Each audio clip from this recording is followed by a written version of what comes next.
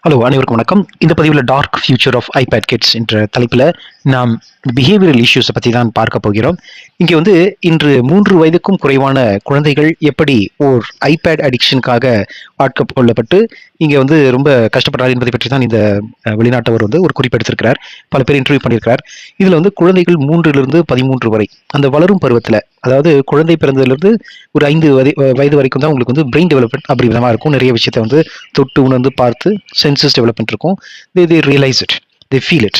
இந்த வயதில் ஐபேட் கொடுக்கும்பொழுது அவர்கள் அந்த ஒலி கலர்ஸ் இதெல்லாம் தே கெட் ஹேபிச்சுவேட்டட். ஒரு மாதிரி அது ஒரு அட்டாச்மெண்ட் கிரியேட் பண்ணிடும். அது எப்படி ஒரு எராட்டிக் பிஹேவியரை அது கிரியேட் பண்ணுது என்பதை பற்றி தான் அவர் டெஸ்ட் பண்ணியிருக்காரு. முதல்ல லேர்னிங் டிசபிலிட்டி இருக்குன்னு சொல்றாரு.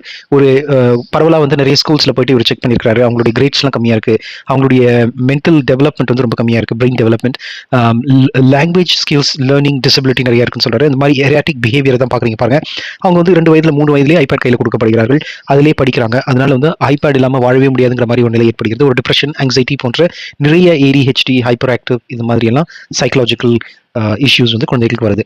அதனால இது ஐபேட்ல ப்ராப்ளமா இல்ல பேரண்டிங்ல ப்ராப்ளம் என்ற கேள்வியை முன்வைக்கிறார்.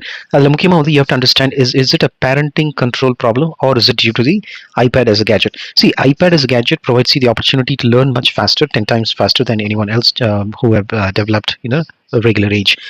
However, நீங்க இதை ரொம்ப தெளிவா சிந்திக்கணும். பேரண்டிங் ரொம்ப கேர்ஃபுல்லா பேரண்டிங் கண்ட்ரோல்ஸ்லாம் எனேபிள் பண்ணி ஒரு குறைந்த அளவு, அதாவது ஒரு மணி நேரம் என்று சொல்லலாம். So 1 hour a day. So you can give them with limited time. பாருங்க, இந்த குழந்தை எப்படி கைகளை அழுத்தி அந்த கேஜெட் யூஸ் பண்ணக்கூடிய ஒரு மனநிலை வருகிறது. அப்புறம் அந்த குழந்தைங்க ஐ வாண்ட் இட் அப்படிங்கிற மாதிரி they are getting erotic, they are getting aggressive, they are getting violent in some cases.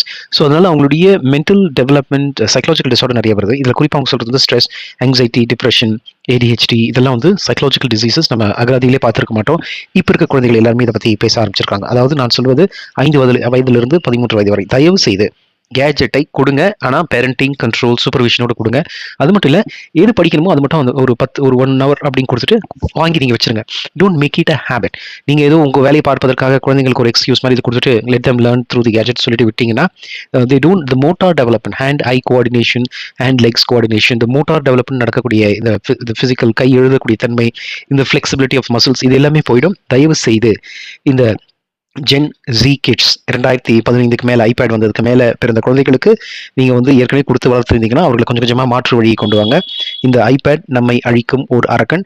அது ஒரு டூலா யூஸ் பண்ணுங்க. ஒரு கேஜெட்டை எப்படி கேஜெட்டை யூஸ் பண்ணும் அப்படிங்கிற ஒரு அறிவு திறனோட அதை உபயோகப்படுத்தக்கூடிய, அதுல நல்ல விஷயங்கள் இருக்கு, நிறைய தீய விஷயங்களும் அவங்க எக்ஸ்போஸ் ஆகுறாங்க. அதையும் நீங்க ரொம்ப கேர்ஃபுல்லா பார்க்கணும் என்பது பற்றி அந்த கருத்து